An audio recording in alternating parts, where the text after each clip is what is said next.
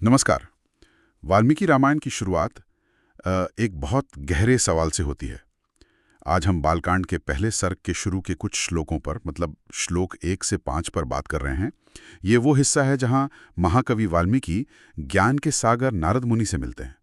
हमारे पास जो सामग्री है वो इसी संवाद का विश्लेषण करती है और हमारा मकसद है ये समझना कि वाल्मीकि के मन में एक आदर्श पुरुष की क्या कल्पना थी और ये खोज रामायण जैसे बड़े काव्य की नींव कैसे रखती है।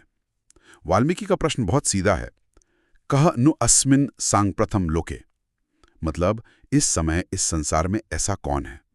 चलिए इस सवाल को थोड़ा और समझते हैं। बिल्कुल, ये सिर्फ एक सवाल नहीं है, ये एक तरह की तलाश है। देखिए, तपस्वी वाल्मीकि जो खुद वाणी में श्रेष्ठ है, वो मुनि श्रेष्ठ नारद से पूछ रहे हैं, क्या इस वक्त मतलब वर्तमान में कोई ऐसा व्यक्ति है जिसमें सारे गुण एक साथ हो। ये असल में ज्ञान की एक प्यास है, एक आदर्श की खोज। हाँ, और वो आदर्श कैसा हो। गुणों की तो एक लंबी सूची दी है श्लोक 2 से 4 में। शुरुआत होती है गुणवान और वीर्यवान से। हाँ, गुणवान यानी सद्गुणी और वीर्यवान मतलब पराक्रमी, शक्तिशाली। सिर्फ बलवान नहीं, वीर्यवान कहा है, शायद जिसमें कोई विशेष बल या क्षमता हो। बिल्कुल, और इसके ठीक बाद आता है धर्मज्ञ, जो धर्म के मर्म को, उसके सार को जानता हो। ये देखिए कितना महत्वपूर्ण है कि शक्ति के साथ धर्म का ज्ञान जुड़ा हो। सही बात है। फिर कृतज्ञ यानी किए हुए उपकार को मानने वाला। ये गुण तो किसी भी समाज या रिश्ते की बुनियाद है ना। बिना कृतज्ञता के तो मुश्किल है। बिल्कुल। और फिर सत्यवाक्य, सच बोलने वाला, और दृढ़ व्रत, अपने इरादे पर पक्का रहने वाला। ये गुण तो चरित्र की मजबूती दिखाते हैं। हाँ, पर लिस्ट यहाँ खत्म नहीं होती। आगे चारित्रवान होने की बात है और फिर सर्वभूतेषु हितः यानी जो सभी प्राणियों का हित चाहता हो। सभी प्राणियों का, ये बात तो दायरे को बहुत बड़ा कर देती है। सिर्फ इंसान नहीं, सारे जीव। हाँ, ये करुणा और एक तरह की सार्वभौमिक जिम्मेदारी का एहसास दिलाता है। फिर गुण आते हैं विद्वान, समर्थ मतलब जो योग्य हो, सक्षम हो, और प्रियदर्शन। प्रियदर्शन, जिसे देखकर अच्छा लगे। हाँ, जिसका दर्शन प्रिय हो। ये बात दिलचस्प है कि अंदरूनी गुणों के साथ साथ एक तरह के बाहरी प्रभाव या शायद आकर्षण को भी जगह दी गई है। हो सकता है नेतृत्व के लिए इसे जरूरी माना गया हो उस समय। सोचने वाली बात है। प्रियदर्शन शायद सिर्फ सुंदरता न हो, बल्कि व्यक्तित्व का आकर्षण हो जिससे लोग जुड़ें। और ये सूची और भी गहरी होती है। आत्मवान यानी आत्मसंयमी, है ना। हाँ, आत्मसंयमी। और जित क्रोध, जिसने अपने गुस्से पर काबू पा लिया हो। क्रोध पर विजय पाना, ये तो बहुत बड़ी बात है। बिल्कुल, ये आंतरिक शक्ति दिखाते हैं।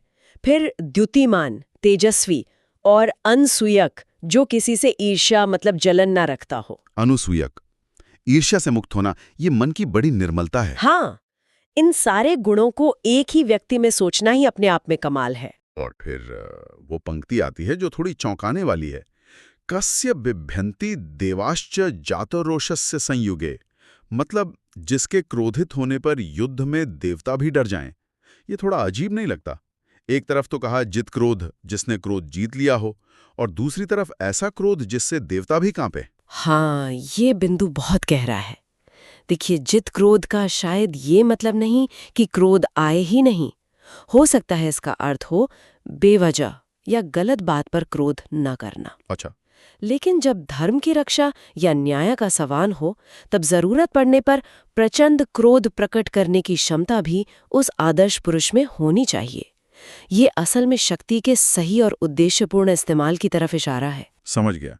तो ये सिर्फ गुणों की लिस्ट नहीं, बल्कि एक संतुलित व्यक्तित्व का पूरा नक्शा है, जिसमें नैतिकता, शक्ति, आत्मनियंत्रण, सामाजिक जिम्मेदारी और एक प्रभावशाली व्यक्तित्व सब कुछ हो। और सबसे अहम बात जो आपने शुरू में कही थी, वाल्मीकि ये पूछते हैं अस्मिन् सांप्रतम लोके, यानी इस समय कौन है ऐसा। वो किसी काल्पनिक आदर्श की बात नहीं कर रहे, वो असल में जानना चाहते हैं कि क्या वर्तमान में ऐसा कोई है। उनकी ये उत्सुकता, जिसे वो खुद कहते हैं परम कौतूहलम हिमे, मतलब मेरी बहुत ज्यादा जिज्ञासा है। यही जिज्ञासा नारद को प्रेरित करती है कि वो फिर राम के बारे में बताएं। अच्छा, इसी वजह से इस पहले सर्ग को संक्षेप रामायण भी कहते हैं, जैसा हमारी स्रोत सामग्री में भी जिक्र है, क्योंकि ये एक तरह से पूरी कहानी का सार यही दे देता है। हाँ, बिल्कुल सही। नारद मुनि इन सारे सवालों का जवाब हाँ में देते हैं और फिर वो इक्ष्वाकु वंश में जन्मे राम का परिचय देते हुए कहते हैं कि राम में ये सारे गुण मौजूद हैं। तो ये शुरुआती श्लोक सिर्फ राम के चरित्र का खाका ही नहीं खींचते,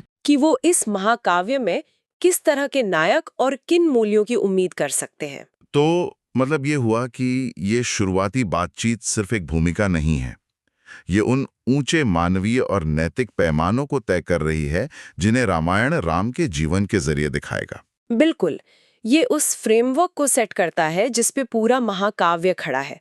ये दिखाता है कि प्राचीन भारत में एक आदर्श नायक की कल्पना कैसी थी, जिसमें मानवीय गुण जैसे कृतज्ञता, सत्य बोलना हाँ, और साथ ही लगभग दैवीय क्षमता जैसे वो देवताओं का भयभीत होना, दोनों का संगम जरूरी माना जाता था। तो श्रोताओं के लिए यहाँ एक विचारणीय बिंदु छोड़ते हैं।